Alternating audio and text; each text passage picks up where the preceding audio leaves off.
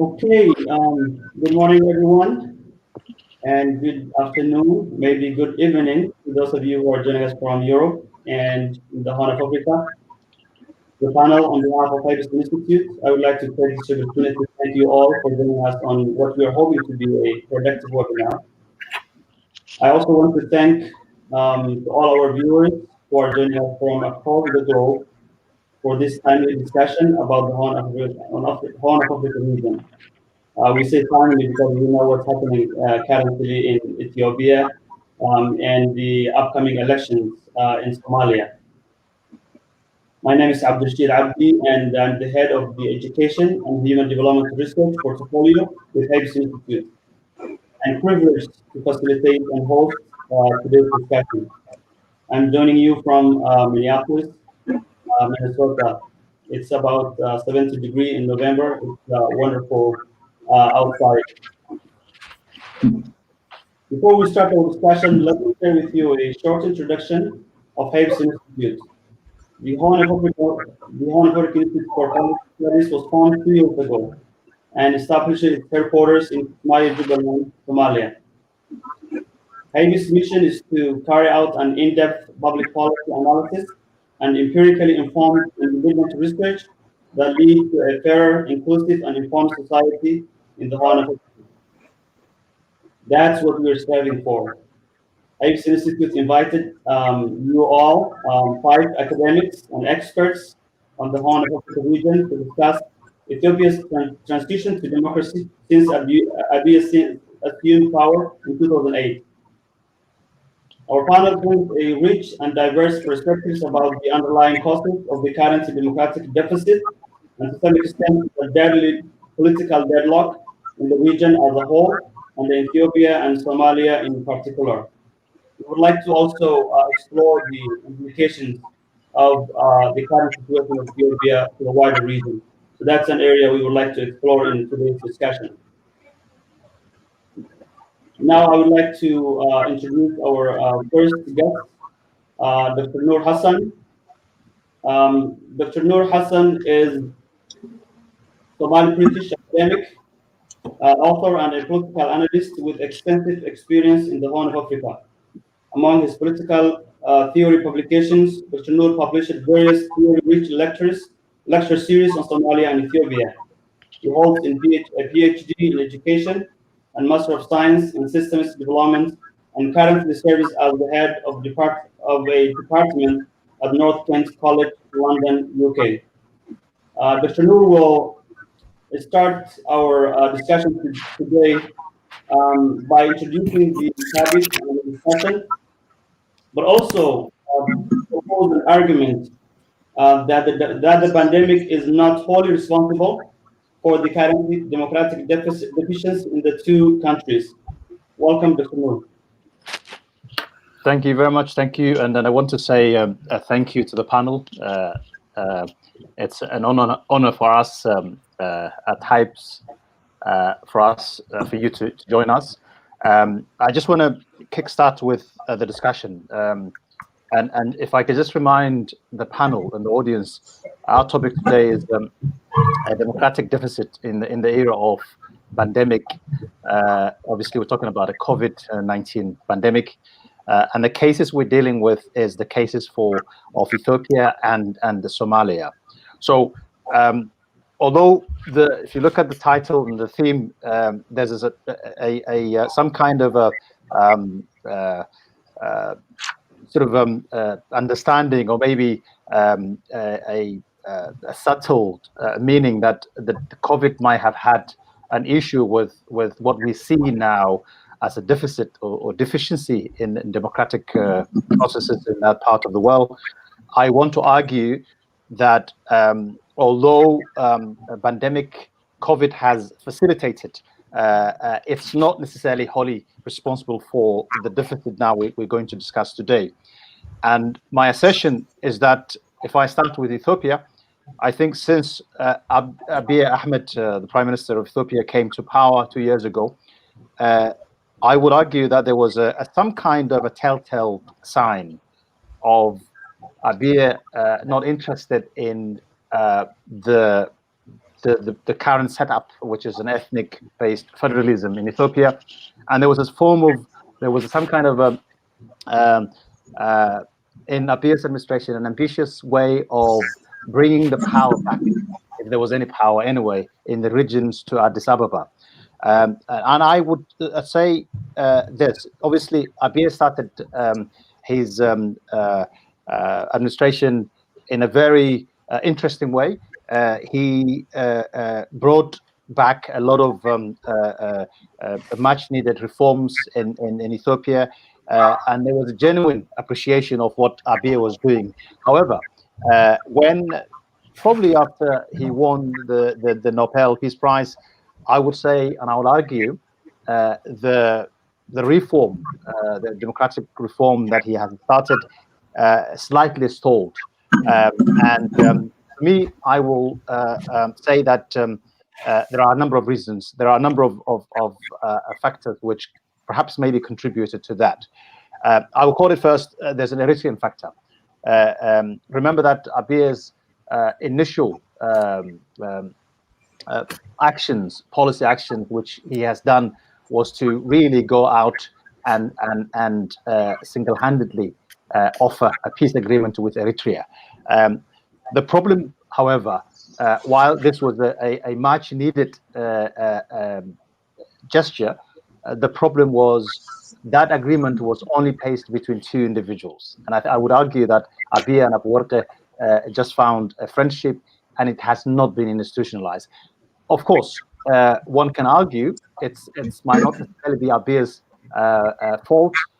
There was other elements, there was other key players in the Ethiopian state who perhaps might not be interested in or were not interested at the time to go ahead and fully implement the peace agreement.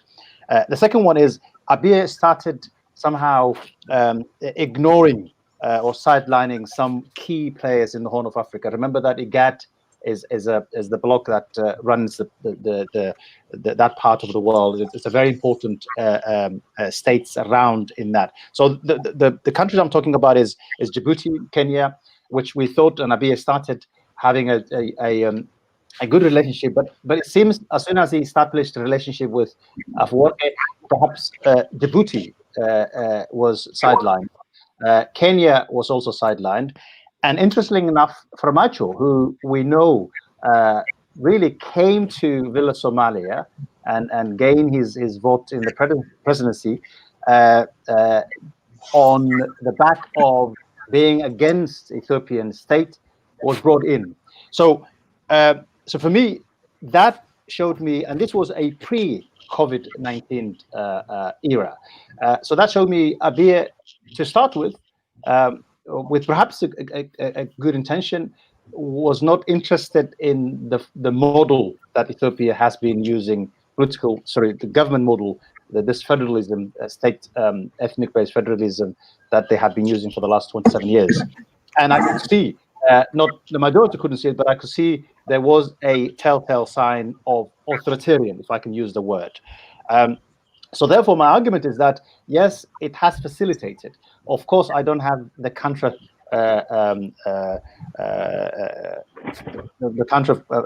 factual aspect of it. I don't have that data. If there was no a COVID, would Ethiopia have postponed the election, or would they have gone to this way? Of course, we don't have that data now. But my argument is that while a pandemic was used as a pretext to perhaps delay elections, to centralize power, to silence oppositions, I think Abiy, from a word go, was always interested in building a power based in Addis Ababa rather than devolving the power to the regions. And we know that after the announcement, and I will add a couple of more things, which also I think, which indicates that Abiy was always meant to centralize power rather than devolve power in Ethiopia. The first one is he immediately single-handedly created a party, PP, Prosperity Party. Of course, as we know, majority of his colleagues were not necessarily in agreement with that. And then secondly, if you read his political theory, book, you can see his intentions were always a centralized power, going back again in history of the strong state, Ethiopian state, marginalizing perhaps the devolved powers, and so on and so forth. So my argument is, I just want to open up the floor to the rest of the experts. My argument will be, pandemic, yes, it has helped, facilitated, pushed, allowed the Ethiopian state and also the Somalian state, which I'm sure Professor Abdiwali will be talking about, to use it as a pretext. But Ethiopia would have always gone in the way they've gone. And of course, things have moved on, and we have even crisis in our hands. And I'm going to leave that to the rest of the experts to discuss with that. So my argument is pandemic, yes, but the deficiency has always been there on the cards. And I think that Ethiopia needs a genuine discussion. And obviously now Somalia has also got its own problem. Thank you. Thank you. Thank you, Dr. Noor, for kind of introducing the topic and providing an opportunity for the rest of the panel to chime in. So thanks. Next, I would like to invite our next guest, Dr. Mohammed Hassan Ali. Mohammed has received his PhD in African history from University of London in 1992. Dr. Ali taught African and world history at Georgia State University in Atlanta. He's the author of The Oromo and the Christian Kingdom of Ethiopia from 1300 to 1700. Also, Dr. Ali wrote The Oromo of Ethiopia, a history from 1570 to 1860. He also published more than 100 articles, book chapters, and encyclopedia entries in the field of Oromo studies, and also edited 4 other books of his colleagues. Of course, Rachali is expert in the history of Ethiopia. We would like Rachali to focus more on the historical aspects, the historical factors that may explain current political unrest in Ethiopia. Dr. Ali also will consider the factors that may have led to the derailment of failed revolution for political reform in Ethiopia. Because we know 2 years ago there was a revolution led by youth, young people, to bring their voice out there. But for some reason, that is not the case anymore. So we would like to really get the historical perspective of what led to the current unrest in Ethiopia. Thank you very much. Welcome, Dr. Ali. Thank you, Abdul Rashid. It was not necessary to read the things you read. I would like to thank the organizers for giving me the opportunity to participate in this forum. The brief remarks I am making is really on the topic of COVID-19 pandemic and the derailment of democratization process in Ethiopia. As Dr. Noor mentioned earlier, Abiy Ahmed was selected to lead the transitional period. Of course, he was never elected. And when he became the prime minister on April 2nd, 2018, he promised that he will prepare the country for June 2020 regional and federal elections.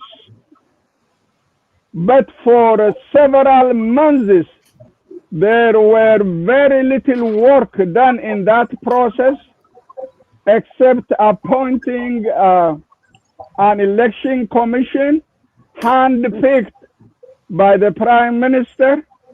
In July and August of 2019, I was in the country for about 5 weeks, talking to so many politicians, and they were all really worried even then that the process may be derailed.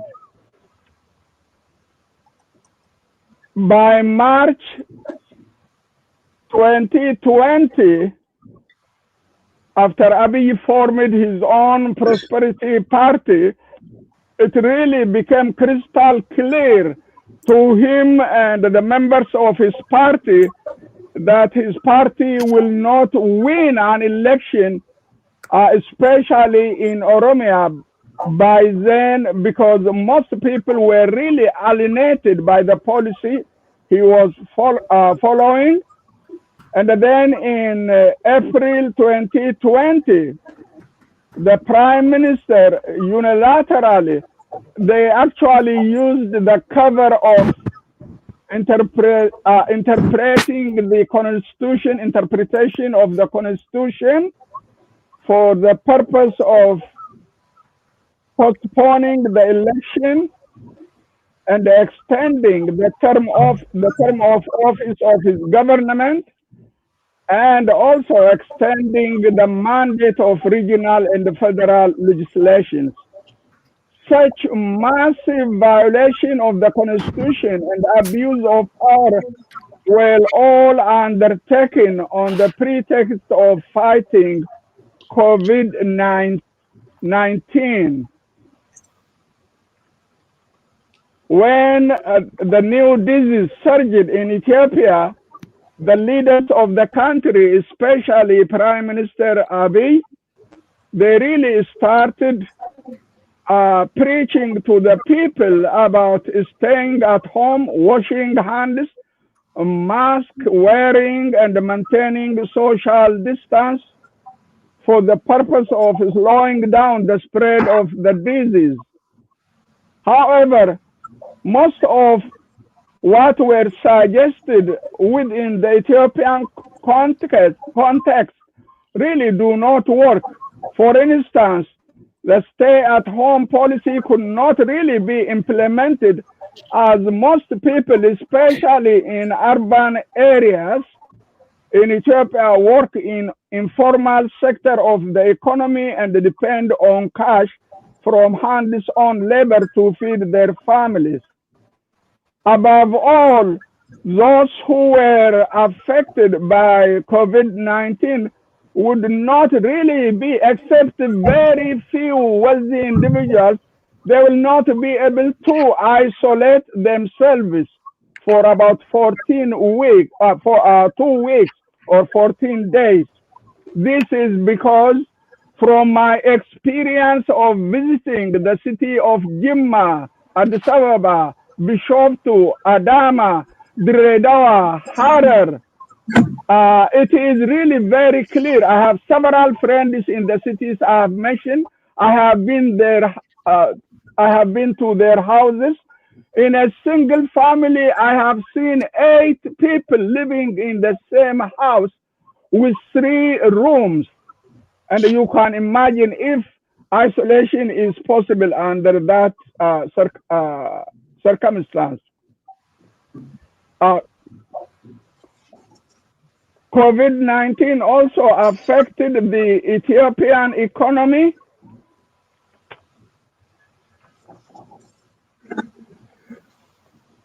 It affected the Ethiopian economy in a very interesting way. It affected other countries, and it is very likely that Ethiopian economy will be affected for probably some few years to come. However, on October 19, Prime Minister Abiy claimed that real GDP has increased by 6.1% in 2020, while International Monetary Fund states that Ethiopia's real gross domestic product increased by only 1.9% in 2020. Its trajectory, according to IMF, indicated that Ethiopia will record an economic growth rate of 0 in 2021.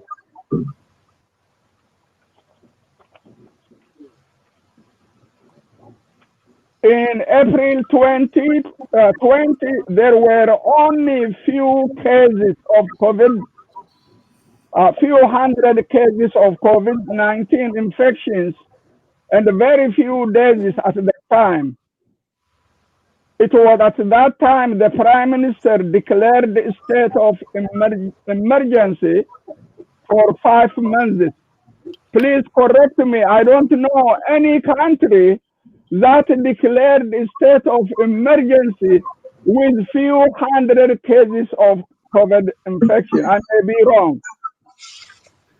The state of emergency has been used for detaining or eliminating, I could mention so many, but for detaining or eliminating those suspected of opposing Prime Minister Abiy. Today, most of Oromo political leaders have been imprisoned.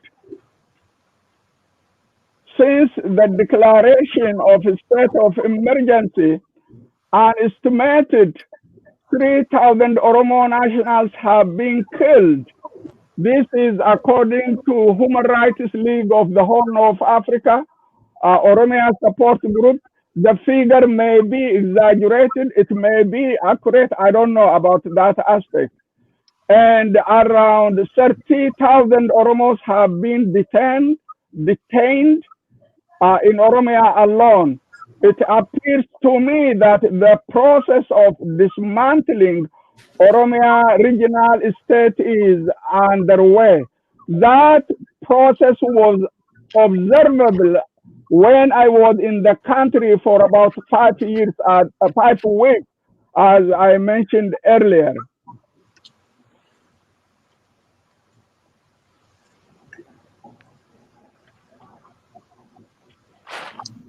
Ultimately, COVID crisis in Ethiopia will come under control within the next few years.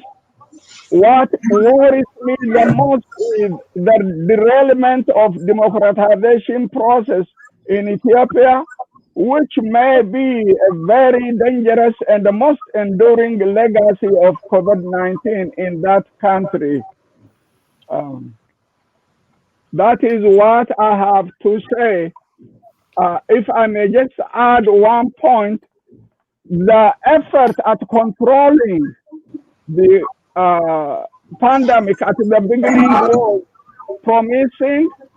However, as we all know, there is extremely limited medical infrastructure in the country. In rural areas have no access to testing, which is ineffective in most cases. According to 4 Ethiopian doctors I talked to this very week, people die with COVID-19 without knowing about it. I was told that the next few months, the country may face worse conditions, according to these doctors. And finally, from what I gathered from the doctors, no one can tell the real number of, according to the official record, about 98,391 people have been infected. Around 1,508 individuals have lost their lives. On the basis of the doctors at home, I talked to, no one can tell the real number of people who have been infected by COVID-19 and those who lost their lives. Thank you for listening. Thank you. Thank you very much, Dr. Ali. It was really, I think, very important that you talk more on the impact of pandemic in Ethiopia, because the topic really is trying to see the relationship between the current political situation as well as the impact of the pandemic in the Horn of Africa. So thank you very much. Next, I'd like to welcome Fidel Lama. Fidel is the co-founder and editor-in-chief of Ethiopia's leading English language publication, Addis Standard. Fidel is an Ethiopian journalist and political analyst with 20 years of experience in the field. In 2014, Fidel was named one of the 50 rising stars in the continent Africa by the leading Pan-African magazine, the Africa Report. Since 2015, Fidel has been serving as a member of the International Advisory Board of the Bandung Journal of the Global South. Welcome, Fidel. Fidel will focus more on the mishaps and pitfalls of the Abiy-led transition to democracy and the factors that contributed to the current conundrum in Ethiopia, as well as any future opportunities. Welcome to that. Thank you very much. Thank you all for having me. And thank you for your presentation, Noor and Dr. Mohammed. I would like to slightly differ in my reading of how COVID has eventually derailed the democratization process in the country, which was anyhow going off track already by the time COVID was announced in Ethiopia in March. I think March the 13th was the first case.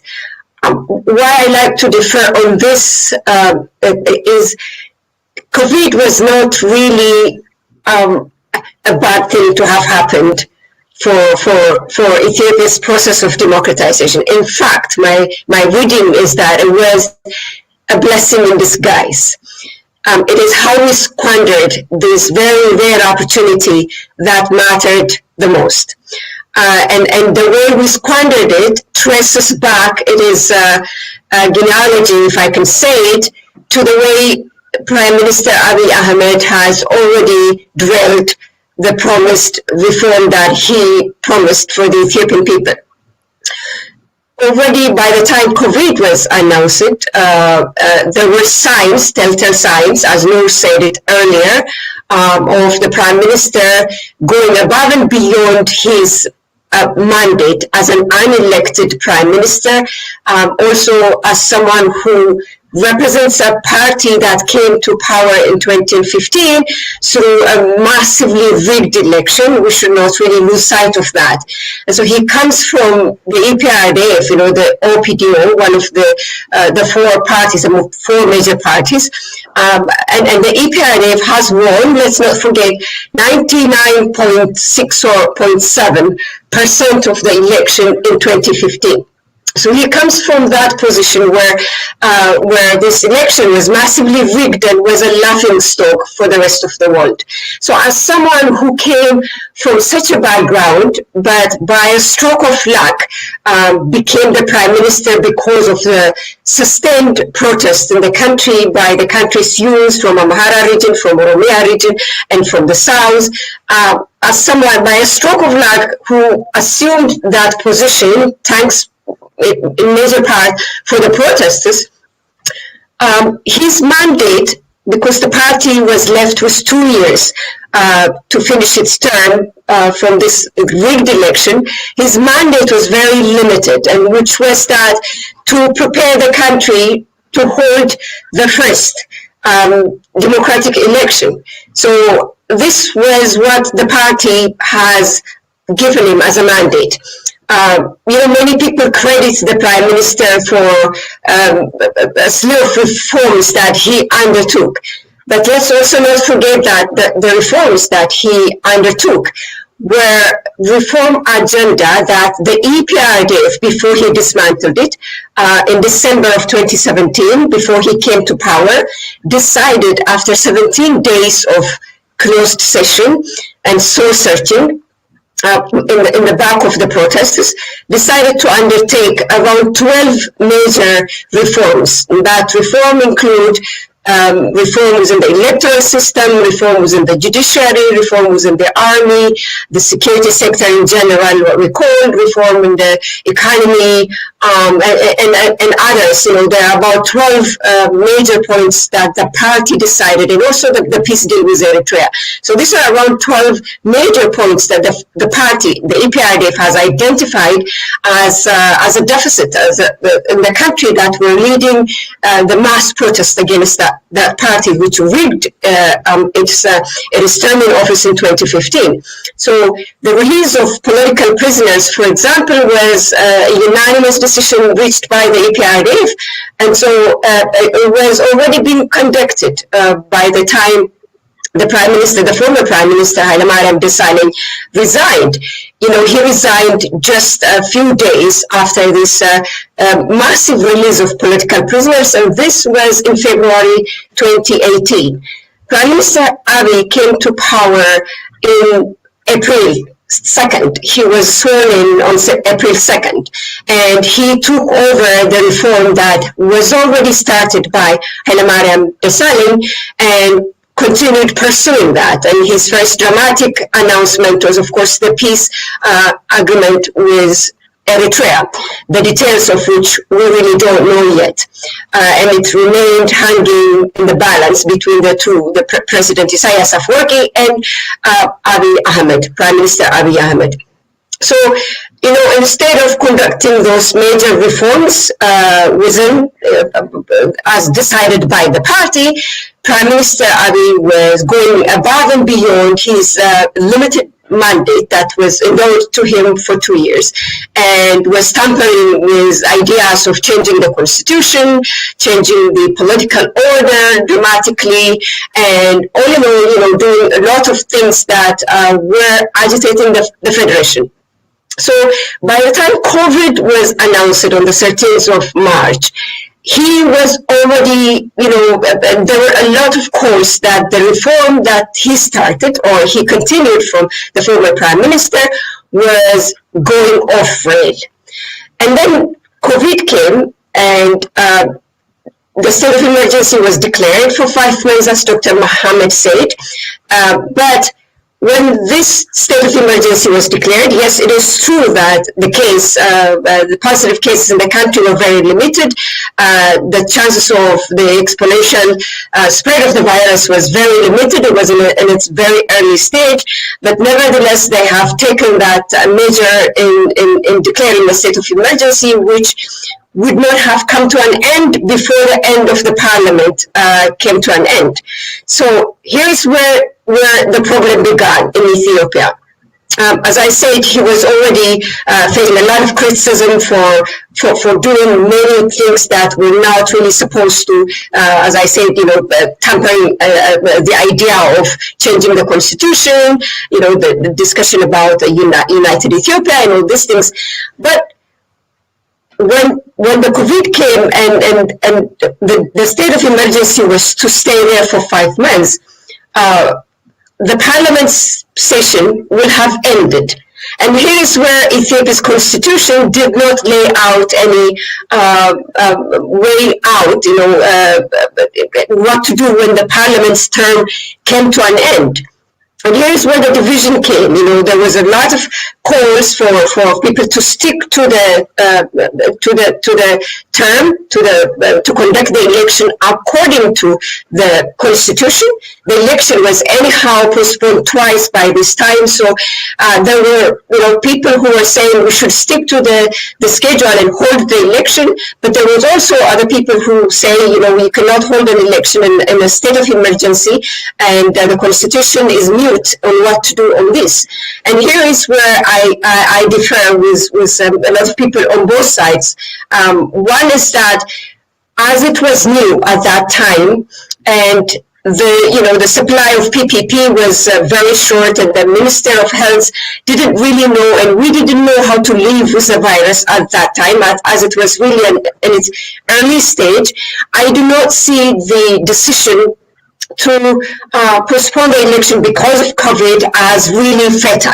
It was not per se, but it was how we squandered this decision that really put the nail on the coffin of Ethiopia's journey to any semblance of democratic transition or transition to democracy. It is what the Ethiopian government did, they resorted into constitutional interpretation because, as I said, the constitution is mute on how to postpone an election once the term of the parliament came to an end. So they ventured into this process of interpreting the constitution to find a solution for this. And here is where the biggest mistake happened under the watch of the Supreme Justice, Maza Ashanafi. The interpretation process was referred to the Constitutional Inquiry Committee, and there was a fairly open debate about it. Scholars were happy to participate in this and to also suggest a way out. And so many scholars have suggested that there were a number of options on the table, including the state of emergency or amending the specific clause in the Constitution in order to allow the postponement of the election. There were other options. But all of these options, particularly many of the scholars that participated in this, said, whether you pick one or, option number one or option number two, it is very advisable that what should happen next should be decided after an inclusive dialogue with the opposition, civil society, and all concerned bodies. So there were these recommendations included in many of the scholars that have written on how to handle this constitutional crisis, as we were referring to it at the time.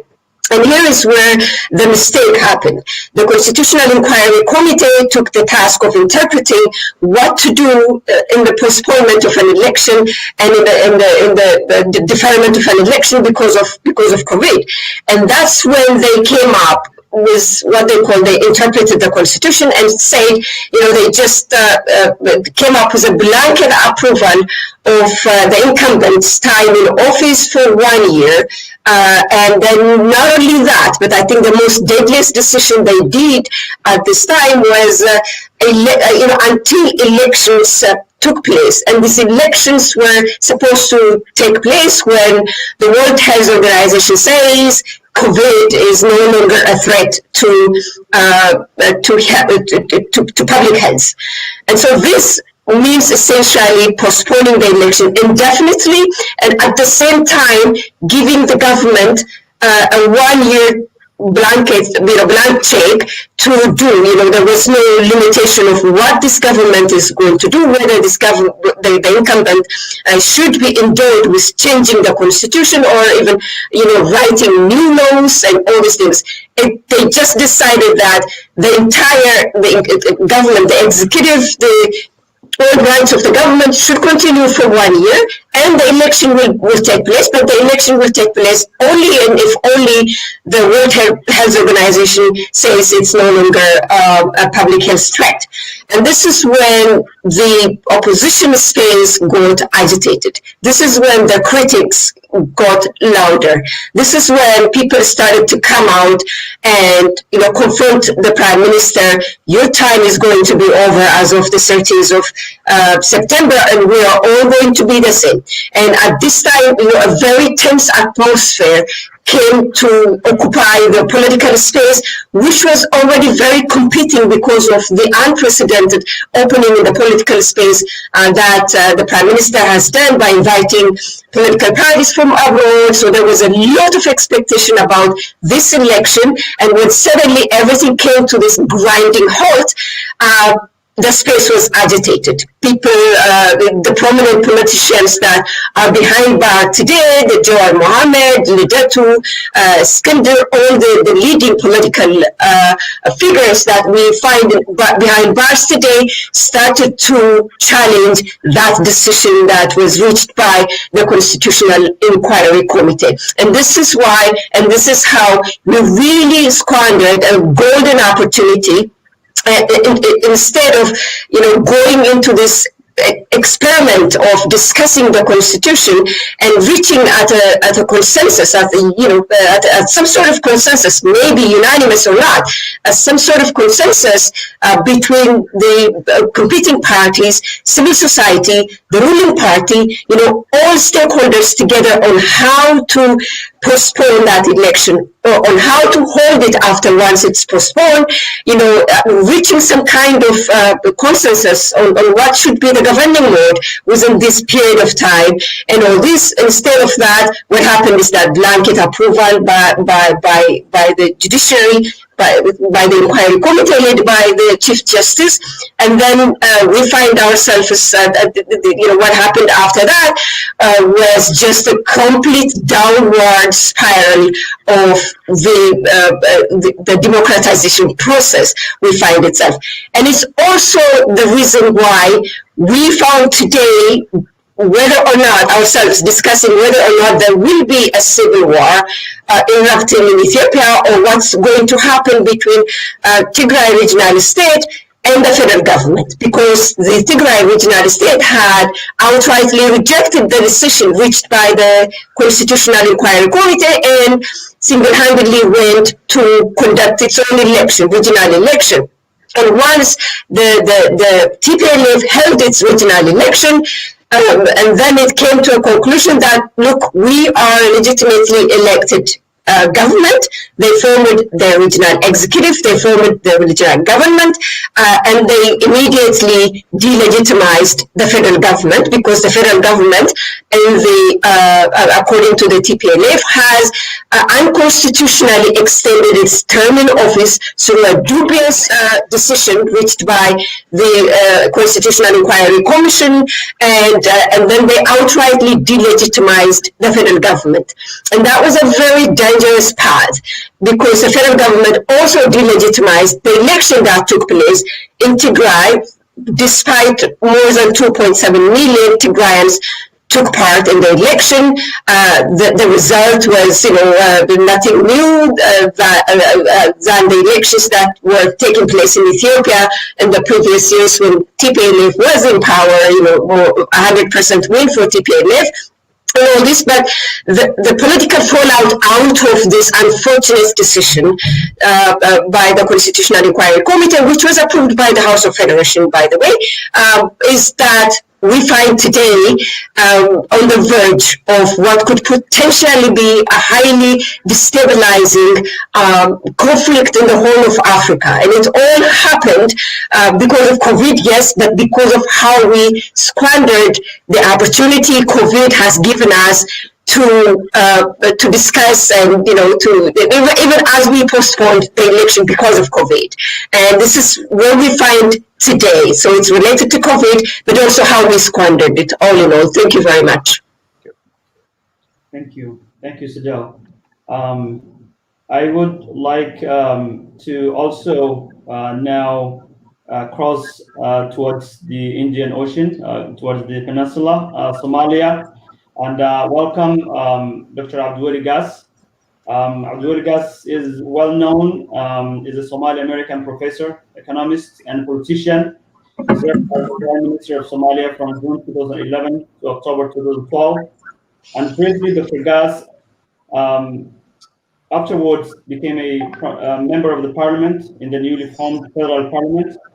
During this time, as premier, Dr. Gas is credited with having devised the formal roadmap for the end of transition. Indeed, Somalia is experiencing again the Somalia 1, 2, and 3, very similar to Garowe 1 and 2.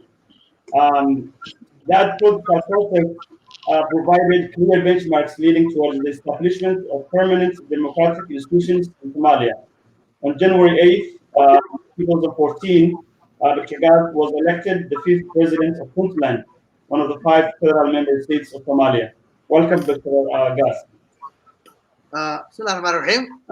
Thank you, Dr. Noor, Abdulrashid and Mukhtar, and the Horn of Africa Institute for inviting me to participate in this discussion on issues pertaining and important for our region. Please continue this great work. It's also a great pleasure to talk to my co-participants, to Patrick, Dr. Muhammad Hassan, and Mrs. Lemma. I will come to the impact of COVID later. I'm not sure if the title of discussion is currently very fitting to Somalia, but I will come to it later. Let me also start with, it's really a huge disappointment that the great nation of Ethiopia is currently sliding back to instability after 30 years of relative peace and huge economic development. I hope Somalia will be a great example for them, that no one will be a winner from this strategy, and everyone this strategy, and everyone will be a sole loser. I hope in the end the cool heads will prevail. I'm talking particularly the issue of the current problems in the Tigray region. Let me come to Somalia now. After all the difficulties we have been through and is still going through, I'm really optimistic about the future of Somalia. I'm not wearing my political hat now. I'm talking from a perspective of an academic. Since after 2000, we had number one, since after 2000, we had 4 peaceful transfers of power. And Somalia was ahead of the democratic game in the 1960s. If you remember, the first peaceful democratic transfer of power in Africa was that of Aden Abdullah Usman and Abdurrashid Ali Sharmarke in the 1967. I'm not a student of history. I can be wrong, but I think that was the case. Second, now we have a provisional constitution. The constitution, although it is still provisional and needs to be completed. 3, the federalism project is underway, surely, but slowly. Now everybody accepts that federalism is the law of the land. Every time there is a political stalemate, it is the federal entities, particularly the federal government and the federal member states, that get together and solve the issue, not the federal parliament nor the national court. It was the National Leadership Forum that saved the day in 2016, which I was proudly a member, and the same can be said about this current political dispensation to some Reb 1, 2, 3, and later Mogadishu. 4, we have a vibrant private economy.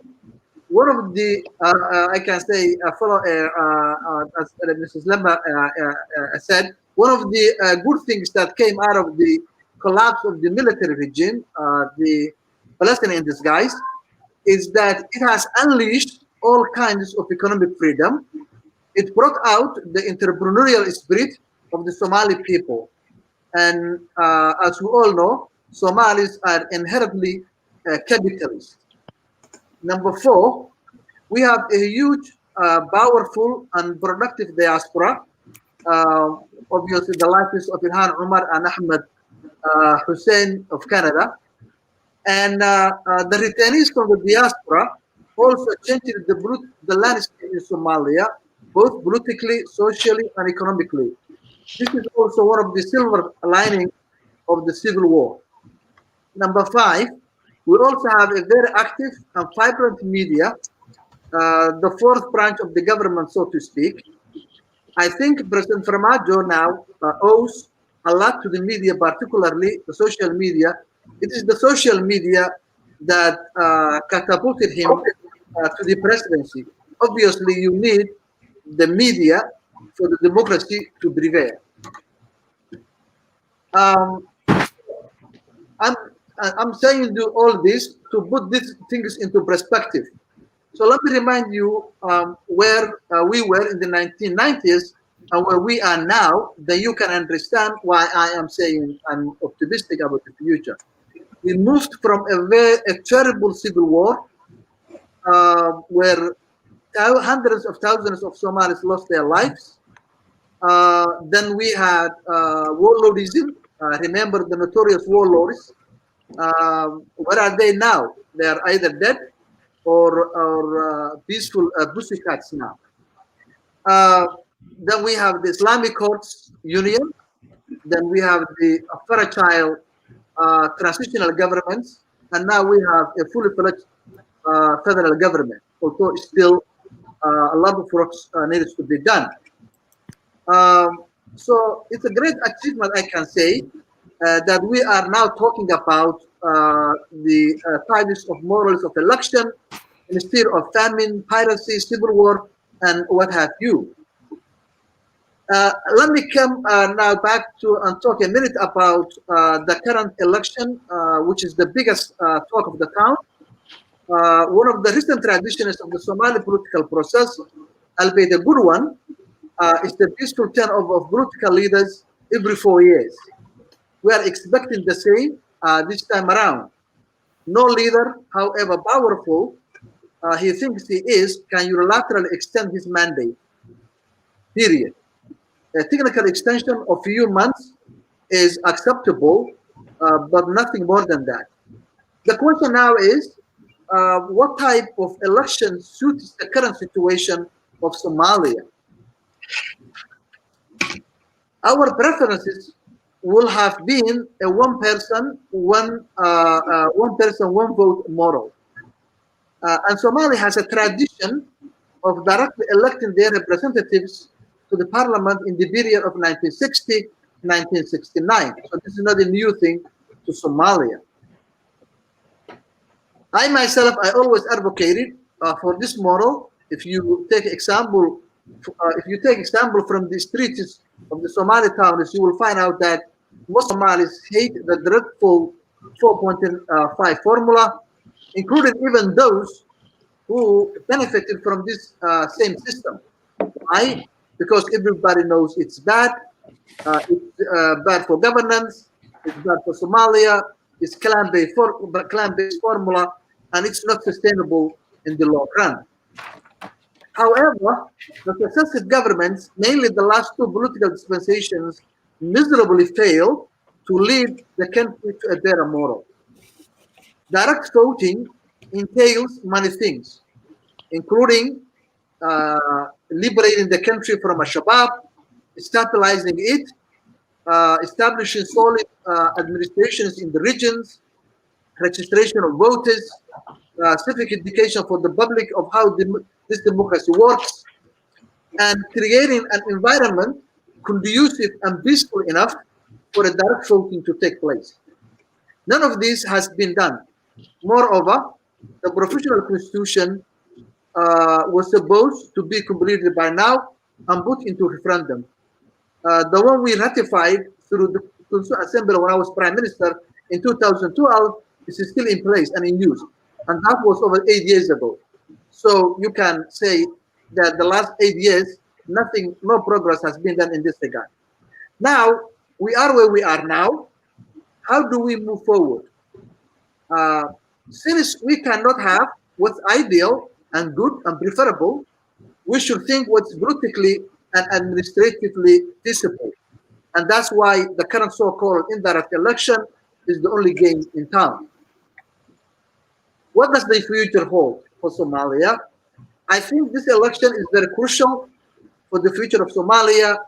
There is a real fatigue in our international partners, and they are sick and tired of the squabbling of the Somali elite, Somali leaders, while the Somali people are suffering and yearning for a government that can deliver to them. How about the effect of this pandemic, the COVID-19? Pandemic really is not a political issue in Somalia now, and it has no bearing on the current election process. Therefore, the state affairs are the same pre and post COVID-19. Unlike Ethiopia, as both Dr. Mohammed and Dr. Suslima said, it has a little impact on the economy, particularly the hawala transfer, money transfer business. However, Somalis are notorious for finding ways to circumvent any eventuality or any laws. It had a real impact on the economy in the first few months. The federal government also and their leaders briefly entertained to use the pandemic as an excuse to extend their mandate, but this dream also was short-lived for a few months. Why? Because Somalis are good on conspiracy theories, and they start early on talking about that Farmacho will use the pandemic as an excuse to extend his mandate. So he was not given a room to even entertain this idea. Let me conclude now with whoever becomes the leader in this election process. Hopefully, it will take place on time. As a huge task ahead of him, there will be no excuse for another uncertainty in 2024, 2025. The rules of the game must be clear ahead of time, and not going back to clan-based formula, nor to indirect elections. The Somali people deserve better. Thank you for inviting me for this useful and important session.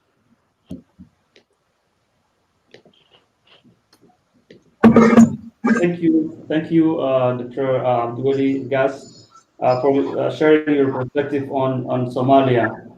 Next, I would like to welcome Patrick Giltz. Patrick first went out to Ethiopia to teach in 1964 and subsequently worked as a journalist, consultant, and advisor in political affairs for both government and non-governmental organizations in Ethiopia and the Horn of Africa on political risk analysis, political economic assessment, risk management, and many more. We would like Patrick to kind of focus more on the current developments in Ethiopia and provide some perspective of the international community's effort to mediate. Because there is serious consequence of a military conflict between Tigray and the federal government on the unity of Ethiopia as well as on the wider Horn of Africa region. Patrick could potentially also consider looking into the role of the regional bodies such as IGAD, African Union, as well as the EU and the United States. Of course, we know Mike Pompeo, the Secretary of State, has issued a statement that was somehow interpreted as a green light for the federal government of Ethiopia. Welcome back. Thank you very much, Abdul Rashid, and thank you for the opportunity to participate in this event. When the subject was decided upon, I think we probably all hoped that a conflict between the federal government and Tigray could be avoided. But we've been tragically, of course, overtaken by events, or rather, I'm tempted to say, by sheer political stupidity on both sides. A real failure of democracy, in fact. I was asked to consider the consequences of a military conflict, and these are perhaps already beginning to work themselves out. In the first instance, it's clear that the most affected people are going to be the people of Tigray, the civilians who will suffer most from the fighting, and not least because the federal government has chosen to move before this year's harvest was collected. And that's going to add to an already serious humanitarian situation, not just in Tigray, actually, but across Ethiopia. You've had the impact of COVID-19 this year, the very high estimates of people who are going to require food aid this year because of flooding, because of the hundreds of thousands of people who've been displaced by various local conflicts, and of course, most recently, locust threat as well. And Tigray itself hosts some 90,000 Eritrean refugees, I think, as well as over, it's recently collected another 150,000 or so Tigrayans who've returned to Ethiopia, returned to Tigray, fleeing from elsewhere in Ethiopia because of problems. And the federal government is now cutting funds to the regional government during this crisis. It does all add up, I think, to an extremely serious and urgent national humanitarian crisis, even before conflict is added in. There are also, of course, longer-term economic effects for the country as a whole. The costs for any war is severe, and that they're going to be high. In recent years, of course, Ethiopia's economy has been expanding at around 9% or so for a decade or more. This year, as we heard earlier, I think the IMF has calculated that the growth rate will only be 1.9% even before this conflict. And as a result of conflict of this kind, investor confidence is going to fall rapidly. It's already faltering after the death of Halachu in June, I think. And it may, of course, derail plans to open telecommunications and other state industries up to outside observers, outside investors. and it certainly won't encourage investors, nor indeed will the overall security situation across the country. Then I think you've got a different set of factors, the political fallout. It's going to slow down, even end perhaps, reform efforts that began 2 years ago, and certainly it's going to put the promised democratic transition, as we've heard, into well, to stop it for the time being. More seriously, of course, it also threatens the fragmentation of Ethiopia. And some observers have noted that if that happened, it will be the largest state collapse in modern history. Ethiopia's got 110 million people. And if you did have a situation in which you get substantial mass interethnic, interreligious conflict, you'll get into all sorts of alternative and enlarged problems, exploitation by extremists, illicit trafficking in arms and people, a major humanitarian security crisis, which will not be confined, of course, to Ethiopia, but will spread throughout the region. And it, because of, if nothing else, a real problem would bring to an end Ethiopia's contributions to AU and UN peacekeeping, and inflict and impact on the internal problems of Sudan, South Sudan, and Somalia, where Ethiopia is actually involved in peacekeeping. That may be exaggerated, probably, well, one hopes it certainly is, but the possibilities do remain fairly real, especially if the conflict drags on. And internally, of course, most of Ethiopia's other regional states have some concern over the issue of state and federal power and the relationship between the center and the regions, as we've heard too. This, of course, also includes the issue of potential constitutional changes around Article 39. There's a good deal of agreement, I think, that some constitutional changes may be necessary, not least because of the way the Constitution has been operated over the last 20 years. But it is, any changes are something that require reasoned, careful consideration, not violence, and decisions by a democratically elected parliament representing the whole country. There have already been relatively successful creation of a Sidama Kilil, for example, but I think there are now 10 other groups in the southern region that want Kilils of their own, and that's going to have significant political and economic implications. If you look at the number of identity-based conflicts, if you like to call them that, which have recently been operating over the last year, there's at least nearly a dozen between Afars and Somalis, Anuak and Nuer, Somalis and Oromos, Oromos and Amhara, Oromo and Gumuz and Gedo, Harari, Sidama Walaita and Amhara Tigray, and so on. And a large number of statements by a number of political figures do appear to have been aimed at encouraging and stoking ethnic hatred. And that is really a disastrous way of operating. On the wider level, international level, you've got plenty of possible conflict triggers too, including, certainly it's been suggested that there might be the possibility of intervention by Eritrean troops on the side of the Ethiopian Federal Army. There are still many Ethiopians who believe that President Isaias's long-term aims involve the weakening of Ethiopia, without which Eritrea can never play the sort of long-term regional role that Isaias seems to have originally envisaged for Eritrea. And Ethiopia, of course, has still got unresolved border concerns with Sudan, with South Sudan, and with Eritrea, and even Kenya.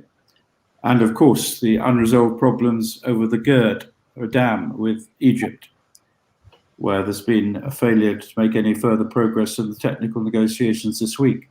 And then you've got other powers that might be interested in competing for influence in the Horn, if you like, or something worse. Turkey, the United Arab Emirates, Qatar may well see this sort of situation as an opportunity. And it's hardly surprising, if you like, that all this has raised fears of a Yugoslav-style unraveling in Ethiopia. And there's no doubt that any prolonged conflict would be extremely serious for Ethiopia, for the region, and pose a direct threat to international peace and security. Prime Minister Abiy has made it clear he hopes for a quick end, but it's far from clear that's going to happen. One final effect I might mention, actually, I think, is the serious impact this is going to have on the reputation of Prime Minister Abiy. It marks really a fall from grace for a Nobel Peace Prize winner only a year ago. And the whole crisis marks something of a sharp break from the ideas expressed in his philosophy, Madema, which emphasizes, after all, synergy, togetherness, unity, tolerance, dialogue, none of which seem to be very obvious just at the moment. I'd like also to briefly talk about mediation, as I was asked. I'm sorry, I've gone on a bit. There's been internationally a good deal of concern about what's happening in Ethiopia the last week, but the world has been really focused, of course, on the US election, and reactions have been really very muted. The UN Secretary General did say this week that Ethiopia is important for the entire Horn of Africa region and called for an immediate de-escalation of tension and a peaceful resolution. US Secretary of State Pompeo said much the same and urged immediate action to restore peace and de-escalate tensions. The UK Embassy in Addis has said the same sort of thing. We urge all sides to keep civilians safe. I haven't seen any specific EU statement, but it would undoubtedly be equally anodyne, I think. The responsibility to avert conflict rests, of course, with the contending parties. But these days, there's a much stronger support for the idea of African solutions for African problems. But even that hasn't sparked off much more obvious effort, perhaps. I mean, quite a number of Ethiopians, including former military leaders, civil society organizations, diplomats, religious leaders, and others, have tried to bridge the gap between Addis Ababa and Mekelle, but there's been no progress as yet. The chairman of the AU Commission, Moussa Faki, has strongly encouraged political actors to engage in inclusive national dialogue, build a national consensus around key issues, and stress the graveness of the problem for Ethiopia and the region. But the AU, and says the AU is ready to assist Ethiopia in its efforts to promote peace and stability. But the EU hasn't actually done anything very positive at this point. It does have, I mean, it's something of an irony because, of course, this is the year in which the EU is hoping to achieve silencing the guns in Africa. That timetable has obviously been affected by COVID-19, but it's very clear that what's happening now in Tigray isn't really very valid for that particular aim. There is, of course, the AU Peace and Security Council, but I don't think that has the authority to meet and to take action on internal conflicts in countries. There's a panel of the wise and the friends of the panel of the wise, both of which could mediate. But Ethiopia doesn't appear to be on their agenda, though I've no doubt it'll get discussed. The IGAD also should have a role, but I think that again has also said nothing as yet, though it has called for dialogue and compromise over the Derg problem. The current Secretary General is, of course, the former Ethiopian Foreign Minister, Workner Gabaye. In fact, as far as I can discover, sources in Addis Ababa say that Prime Minister Abiy is reluctant to accept any international and African initiatives at the moment. He's insisting the government has to eliminate the threat posed by the TPLF. It is, he says, an internal matter, and Ethiopia can handle it. The TPLF is a rogue element within its border, and this is about the rule of law in Ethiopia. The head of the State of Emergency Task Force, that's now responsible for the relationship between the federal government and the regional government, says the option for talks is not yet on the table. And that is hardly promising in terms of any mediation for the time being. Thank you. Thank you very much, Patrick. Now that concludes the first round of our discussion today. Now I would like to move to the second round, which, as we shared earlier, will be a Q&A session where we will be kind of asking you pre-selected questions, and hopefully from some of the viewers who are joining us from hopefully from the Horn of Africa. So the last statement of Patrick actually gives us a good segue to our first question, and that's towards Dr. Noor Hassan. Um, and that is the question of democracy itself and the identity-based conflict that's happening now in Ethiopia that Patrick just mentioned. Um, so some may argue that Ethiopia has a population who do not share values, no common identity, and consequently no allegiance. Is this to be blamed?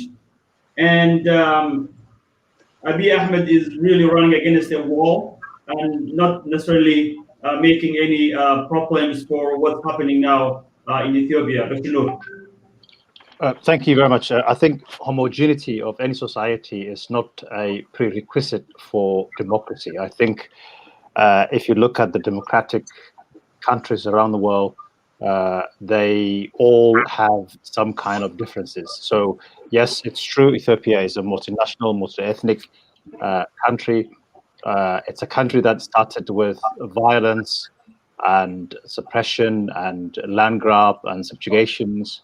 We know that 1889 is when the Ethiopian empire was built and started, and it was all started by invasions and subjugations and acquiring nations. So Ethiopia, in a sense, is finding its own identity. Yes, there are people who think they represent Ethiopia, but we know the fact that Ethiopia is a multinational country that has not came together on its own choice. So going back to the democracy, I think democracy, it's not really. I mean, Ethiopia can be a democratic country. You have in the majority of democratic countries where there's an ethnic, there is a linguistic even differences, but still they share that umbrella, the democratic umbrella. So if I can answer the question is, yes, it could be a factor, ethnic, it's been fueled by previous countries, ethnicity and religion, all these things have been a problematic on the back of democracy. But I think I blame the state and our leaders. I think there's a deficiency in Ethiopian leadership historically. So democracy, I don't think anyone has given, starting from the early on, no Ethiopian state has given a serious attitude to democracy. So I think democracy can be gained, but I think it has a long way to go. But we hoped that 2018 was a year where democratic reform could be started, but all of a sudden now we are, after 2 years, even thinking about, as Patrick said, the fear of civil war and disintegration. So yes, democracy can happen in Ethiopia, but there's a long way to go. Thank you very much. This question is to Dr. Muhammad Hassan Ali, and we would like to kind of revisit the historical aspect of what's happening now in Ethiopia. The cry for political reform in Ethiopia started by the Youth Revolutionary Movement, or known as Cairo, seems to many people at this time dead in the water. Means it's not what's hoped for. What went wrong, and who is to be blamed for this, if anyone?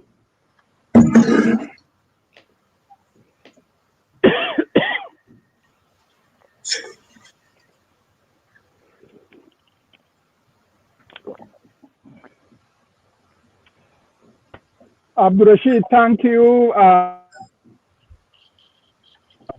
An easy question to answer. Who is to blame? From my discussion while I was in the country,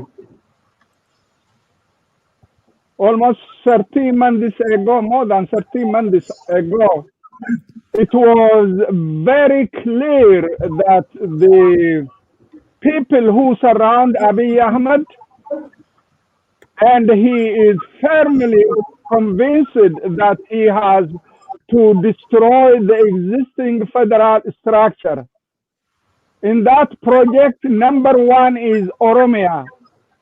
For those of you who may not know, basically there is no other regional state like Oromia which really represents a true Ethiopia, where you find all major groups in Ethiopia within Oromia.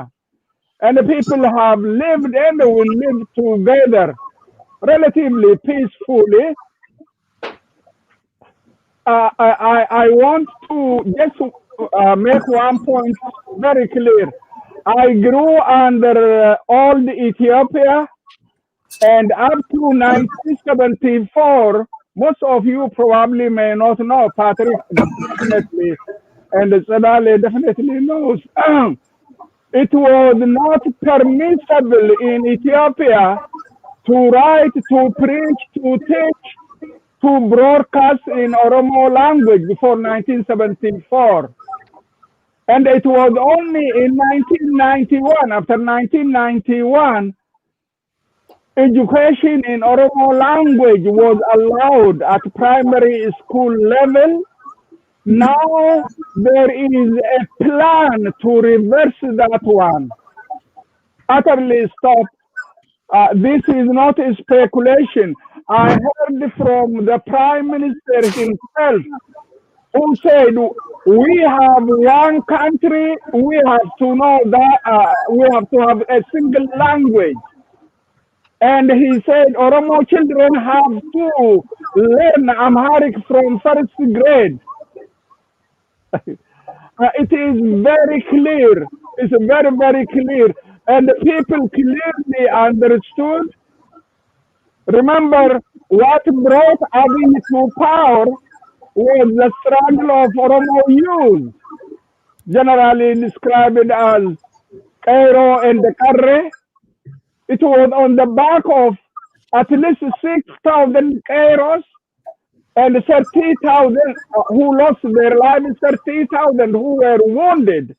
That brought him to political power.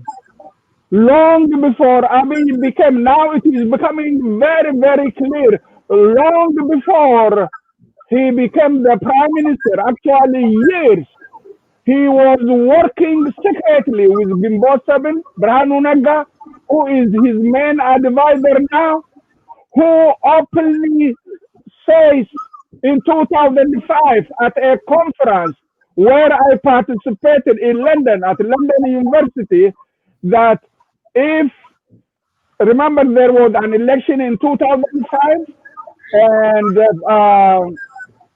Brahanu was elected as the mayor of Addis Ababa. He said, we will dismantle Oromia, divide it into 10 separate areas, basically returning the old provincial administration under which the Oromos were scattered almost everywhere. It is the reverse, it is reversing what the Oromo struggled for since 1960s. And a return to the past always brings its own tragedy. And who is to blame? The blame is everywhere, but it is the government, it is Prime Minister Abiy Ahmed, who is mainly to blame for his incredible ambition for power, and above all his desire to restore what he called on April 2nd, 2018, when he made a speech at the parliament. He said his goal is to restore glorious Ethiopia. I am a student of Ethiopian history. I never know a time when Ethiopia was glorious in terms of better standard of living, in terms of literacy. In fact, before 1991, most people in Ethiopia were not even literate, basically. It was during the 27 years that education, you know, when I was a university student, there was only one university in Ethiopia at the time. And today, there is expansion of education. and they have a plot. I'm not throwing words. Simply, there is a plan to reverse the educational system in Oromia, basically reversing to the pre-1991. To cut my remark short, which may not satisfy, who is to blame? From the very beginning, one final important point, when the Oromo Liberation Front was invited to the country, the plan was that the government will systematically integrate those soldiers, all OLF fighters, into its own military or into its own police force. But what the government did after the OLF returned, and because it received such a massive reception, the government worried and they decided to crush the few hundred guerrillas who were operating in Walaga, in Guji zone, in the south. Then the chief of, not the chief of staff, a general who is loyal to Abiy said, I will finish the task in 2 weeks. It is now more than 2 years. The war has been going there. Basically, probably half of Walaga is not under the control of Abiy's regime. War is everywhere, in Borana, in Guji, in Shawa, not very far from Addis Ababa itself. It has started in the region of Harar. I know about that for sure. Basically, the policy Abiy followed really angered, I'm not exaggerating, really angered the Oromo people. He had such massive support in 2018. Within a short time, he squandered it. I am done. Thank you. Thank you, Dr. Ali. In respect to time, I would like to limit our responses to about 2 minutes if possible. I know this is a very important discussion. It's a timely discussion, and we may have a lot to share. But if we would minimize our time to, if we can limit to 2 minutes, I would really appreciate. This question goes to Sidel, and it's more of what's happening currently in the northern part of Ethiopia, the Tigray region, because we know there's a war currently going on in that part of the country.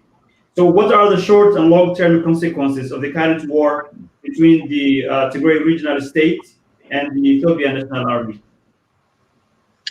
Thank you. I'll try to limit my answer. It's a very difficult question, but I think the short-term consequences, if we get into a full-fledged war, as many are fearing it, and as Patrick also laid out earlier, this is going to be really devastating for the Ethiopian people, for the Tigrayan people, for the Amhara people in the neighboring state, regional state there, because we see some signs of civilians being mobilized now and falling into this crack of the political fist fight between the Tigray regional state and the federal government.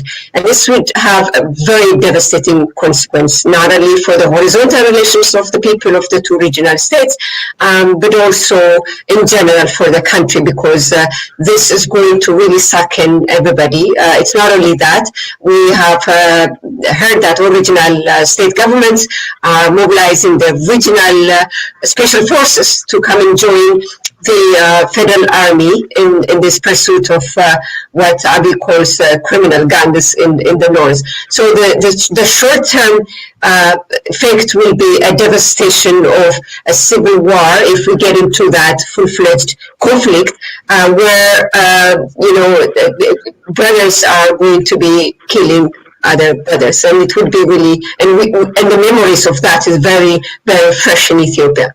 The long-term impact, I think whether or not this war or this conflict elevated itself into a civil war or even remains such a tense standstill or standoff, I think it already defined the federation as we know it. I do not really see the Tigray government coming, even if the federal government allows a dialogue, which is now what the world over is calling a political settlement, a political compromise. I think it will really define the vision that Abiy Ahmed has for a new Ethiopia that he's planning to build, and what the TPLF wants, and this would ultimately come down to the kind of federalism, the kind of federal dispensation that Ethiopia will be settling on. So in the long term, if it ended in, at peace, and if both refrain now and come back to the negotiation table, it will have an impact in really defining the kind of Ethiopia Abiy wants to build. But if it goes south, the long-term consequence will be another yet devastation, not just for Ethiopia and the Ethiopian people, but for the whole of Africa in general, because it has a potential in sucking in other countries, Djibouti versus Eritrea.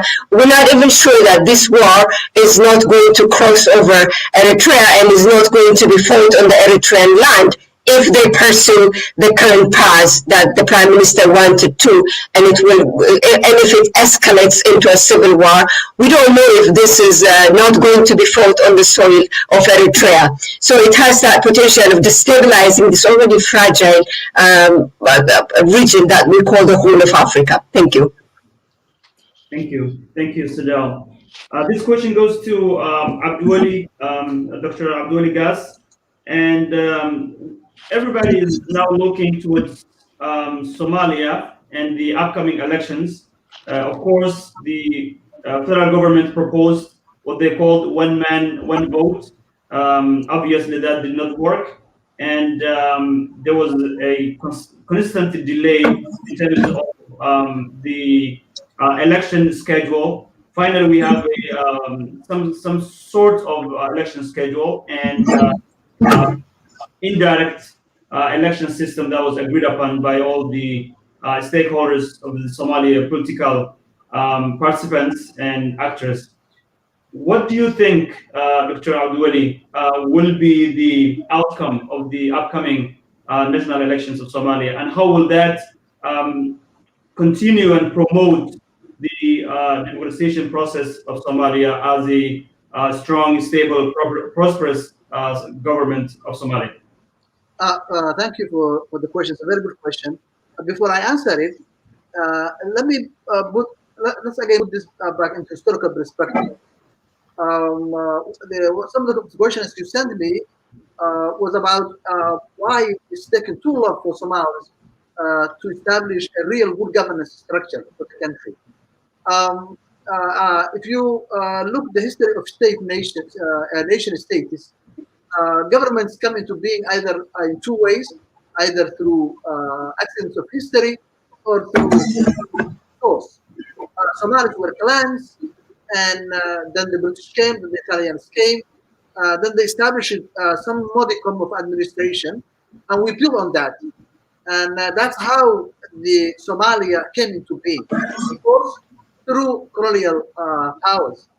Once that machine collapsed, it became very difficult to put it back together. It's just like a broken glass, and it takes a long time. And I worry about Ethiopia. If the same thing happens to Ethiopia, which would be pretty much more difficult than Somalia because of their ethnicity and different ethnic groups. Although Somalia has the same issue of clan problems. So we were trying. So we don't have any entity that can put the country back into being through force. So we're trying to establish the nation state of Somalia with consensus, where everybody and every clan has a veto power. So that's why it's taken too long to make a consensus to produce the desired result. Now, as I said in my discussions, I'm very hopeful. The next political election hopefully will take place peacefully and hopefully on time, maybe 2, 3, 4 months late. But the question is, will that produce a tangible result for the Somali people, where they will have a government that can deliver to them, that can provide social services they need, that can rehabilitate the collapsed infrastructure of the country, that can defend the country from inside and outside forces. All this is an open question. How long will that take place to get that kind of a government? Is your guess as good as mine? But if the current trend continues, and with a new government, hopefully in a piecemeal approach, and through piecemeal, we can inch day after day after day toward a more viable entity, a more viable state, a more viable government, and but it will take time. Really. Thank you, Mr. Abduli. And this question goes to Patrick, and it's very close to the question I asked Sidel earlier, and it's about the current conflict in the northern part of Ethiopia between the federal government of Ethiopia and the Tigray regional state. We know there was a number of efforts to mediate from international actors as well as regional actors, but that did not work, and now the war has started. Where is it coming from? Why those efforts are not working? What do you think are the key causes that's really creating this conflict? Is it the Tigray regional government is not listening, or Abiy is adamant to have his new vision of Ethiopia? What is it? Well, I think the simple answer is that neither side actually wants to mediate or to open a dialogue at all at the moment, at any rate. The international community is certainly going to become a lot more active, I think, the longer the situation goes on. But it's very clear that this was a very planned operation. It may have been intended to be swift. I think the Prime Minister spoke about a surgical strike at one point. But it's very clear also, I think the federal government's going to be very reluctant to stop unless it achieves its objectives. And his comments about the TPLF leadership certainly doesn't encourage them to talk. I don't think they're very keen to talk either in the situation as it is. At the moment, I mean, the involvement of regional state militias seriously raised the stakes. There's been reports of Eritrean troop concentrations in Eritrea, perhaps to distract, perhaps to interfere. It's something that the Tigrayan leadership has always been extremely worried by, what it sees as an alliance between Prime Minister Abiy and President Isaias, who has shown his intention to try and destroy the TPLF leadership over a number of years, and still continues to do so. And certainly now the federal government has been, or appears to be, absolutely determined that it wants to continue. The cutting of communications, the suspending of Ethiopian airline flights, the use of air power, the rhetoric about liberating the Tigrayan people, it seems to add up to a determination to win the side of the argument. And it certainly doesn't encourage the Tigrayan leadership to think that they might get any kind of discussions going. And the ideological differences between the two sides is fairly deep. How far, of course, all this is working is perhaps another issue. And the Tigrayan leadership is never really going to win this battle, I don't think, in the sense that it is actually, of course, its position is one that it's only going to be able to continue to fight until it can persuade the international community to interfere and help. It's cut off from the outside. It's got finite resources, and it certainly is in no position to defeat, or shouldn't be in a position, I would have thought, to defeat the federal government. But it is very difficult to know how that's going to play out because things actually aren't going quite as well for the federal government, perhaps, as it expected. Abiy has now called on several retired generals to help in operations, possibly indicating that defence forces are facing more difficulties than expected. I mean, in war, things very often don't go right. But one of the difficulties in answering the question, of course, is it's very difficult to find out what's going on. Information is only coming out of one side. And so we really are still, if you like, sort of whistling in the dark about what is the actual situation on the ground. Thank you very much. And that concludes our second round. Now we are going to start our third round, which is basically giving you an opportunity to provide and give a policy recommendation. You may focus more on the topic you discussed or any other theme that's related to the topic under discussion. Especially in Ethiopia, there was a lot of concern for many observers. Some have expressed concern that the current situation of Ethiopia mirrors and is very similar to the early days of Yugoslavia. And Ethiopia getting into a prolonged conflict will have a devastating implications and consequence for the wider region. So what would be the way out for Ethiopia? For Somalia as well, Dr. Abdulwali, there are a lot of people looking forward to this upcoming election and hoping that it will be peaceful and hoping that it will give the Somali people another chance of peaceful transfer of power if that is what happens. I would like to start with Dr. Abdulwali to give a policy recommendation, and if we can keep under 1 minute, I would highly appreciate. Yeah, I don't know if I can leave it 1 minute, but basically, as I said previously, we're very optimistic about the future. We're very optimistic about the current elections will take place on time. I think, I'm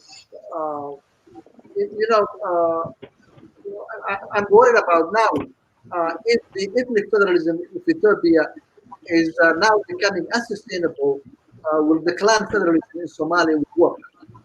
It is two things that we always compare. If this works, maybe this works. If this doesn't work, this might not work. So we will come to that question and what will work for us, whether it's federalism, the centralized military system, or centralized state, is the question that we will discuss in the future once we are out of this morass, out of this stalemate we have been.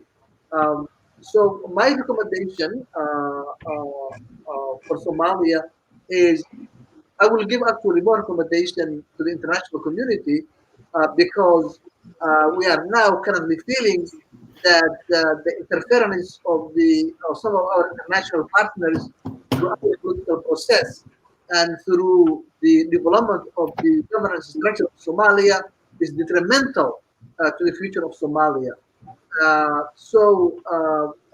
And a lot of us will always talk about what would have happened from the 1990s if there was no international intervention of Somalia. Well, Somalis would have been in a better situation than they are now. So this is an argument that still goes within the circles of Somalia. But hopefully the election will take place. And we will have a better political dispensation than the one that we currently have or we had before. Thank you, Dr. Abdulwali. Now goes to Tadalama. Thank you. I would have mentioned a lot of recommendations if this discussion happened last week. However, due to the current situation that we are confronted with, the only immediate recommendation should be cessation of hostilities. I know that this is going to make me come under a lot of criticism, because even the way we started to delegitimize saying words and sentences like national dialogue and de-escalation, these are words that are coming under increasing attack today in today's Ethiopia. So hostile the situation is. So I think the immediate thing to have happen in Ethiopia right now is the cessation of hostilities between the federal government and Tigray regional. Say the immediate circumstances for immediate talks to begin. The rest will follow. That is the first priority right now that I can recommend to happen. Thank you. Thank you very much, Sadel. Patrick, Mr. Gilks. I would very much agree. An immediate ceasefire is what is required between Tigray and between the TPLF and the federal government. After that, other things need to be brought into play fairly quickly, with a lot of support from the African Union and other allies of Ethiopia. There's a very clear need, though, for responsible leadership on both sides and for the immediate and visible steps to defuse things. But it has to start with a ceasefire, and now. Thank you. Both of you, Patrick and Sadel, mentioned the first priority to be kind of stopping the and cessation of hostility. But would you recommend any mechanism? Or because you mentioned, Patrick, that both sides are to some extent not willing to listen and come to the table, and that's why we ended up here. Are there any mechanism that this could be achieved, or are there any mediators who may have the power or the bargaining chip to actually bring them together on a table? Nobody has the real power to do that. You can only put pressure on, I suppose, to encourage people. I mean, the people who have to deal with the situation are the two sides. They are responsible.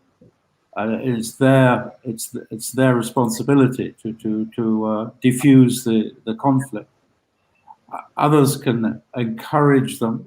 The African Union certainly offers the opportunity of African solutions to African problems, much better than bringing in outsiders.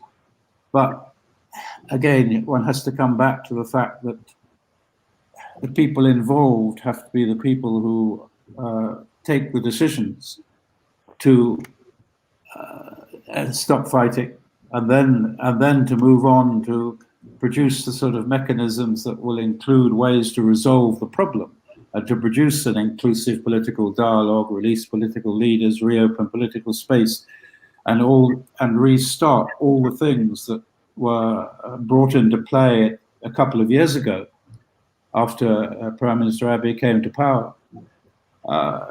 But you have to reassure both sides that they're going to be able to come to some conclusion.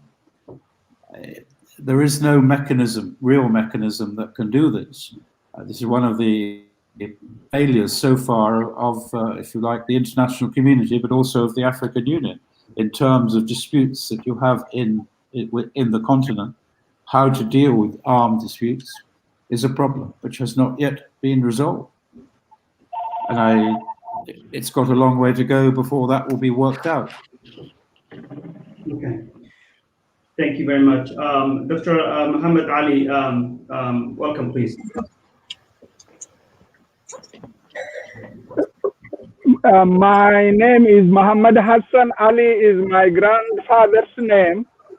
That became my surname after I settled in UK.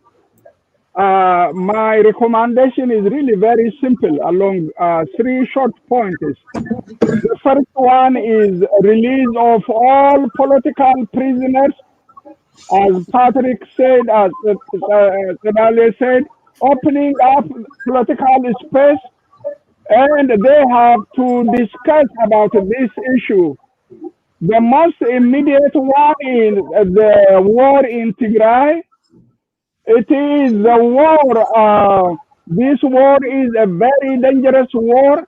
There is unbelievable demonization of the Tigrayan population in Ethiopia, and the Tigrayans have effectively eliminated from the Ethiopian bureaucracy, from the military establishment, from the security. And what Abiy and his advisors really want is to destroy the TPLF leadership, which really means basically waging war against the people of Tigray. That is immoral, and this is basically three governments fighting against a regional government. This has to stop. The ultimate solution is really the system of federalism under which the country operated for so many years. There has been unbelievable propaganda against that federal system. The goal is, of course, to dismantle it. It will create more problems, more solutions. And in fact, I just can't see how the TPLF leaders will come to the table unless the issue of federalism is clearly stated and the goal is not to dismantle it.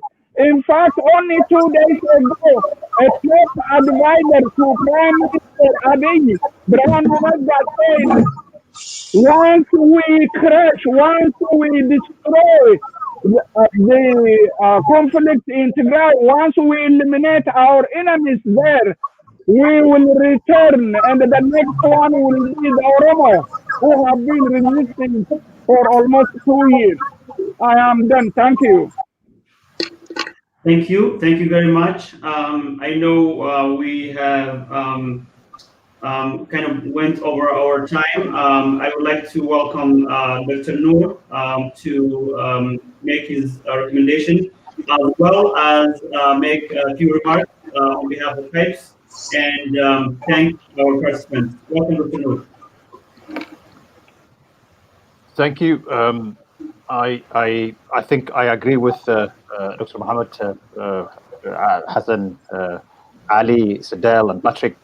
I think the first thing one has to take is actually cessation of hostility between the federal government and the Tigray region.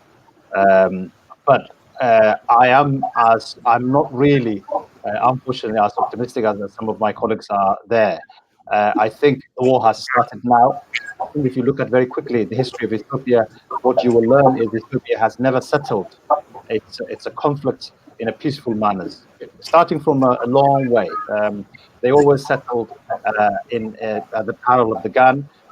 Unfortunately, and I hope that this is not the case, I hope Ethiopia will not choose to that tradition. The winners takes all. TPLF did that back in 1991, after 17 years of fight with Dirk. Dirk never sat with the TPLF. There was never been any agreement. Now it seems to me Abiy just took that tradition to heart, and it seems that as colleagues mentioned, he's adamant to dismantle TPLF and then come back perhaps maybe to other regions and so on and so forth. So I hope cessation of hostility is actually what is interest as should be done. So my recommendation is actually just to stop the war first and then come to dialogue. But it looks partly too far apart now. We need at least a couple of months into this unfortunate hostility. So I think that will come to a conclusion to our session. It has gone over to the time we've intended to do. We apologize for that, and I want to thank the panel. Thank you to Sadel, thank you to Dr. Mohammed, thank you to Professor Abdulwali and Patrick, and thank you to the moderator. I'll give you the last minute, but on behalf of Haips, our intention is to be balanced, to have the view of the region, and our intention is to create an informed society in that part of the region. And that region have had its a more than fair share of problems over the years.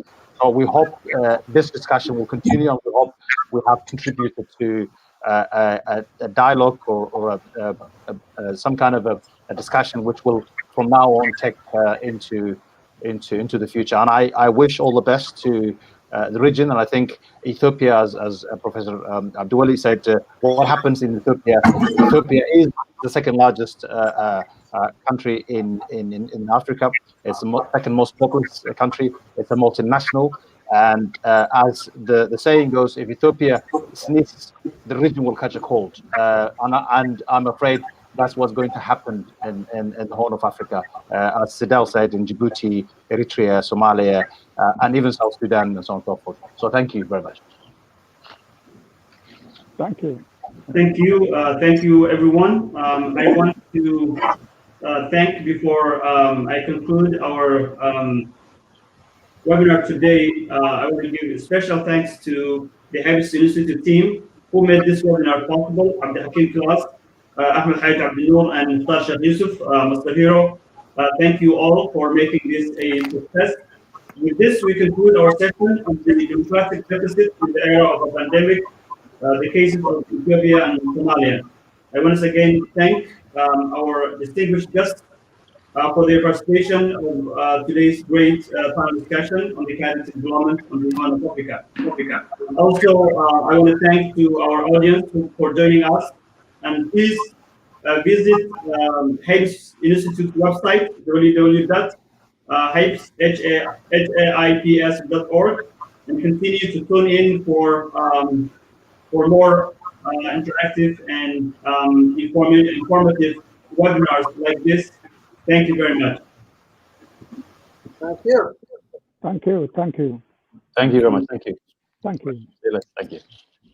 Thank you, Patrick. Nice to see you again. It's very nice seeing you after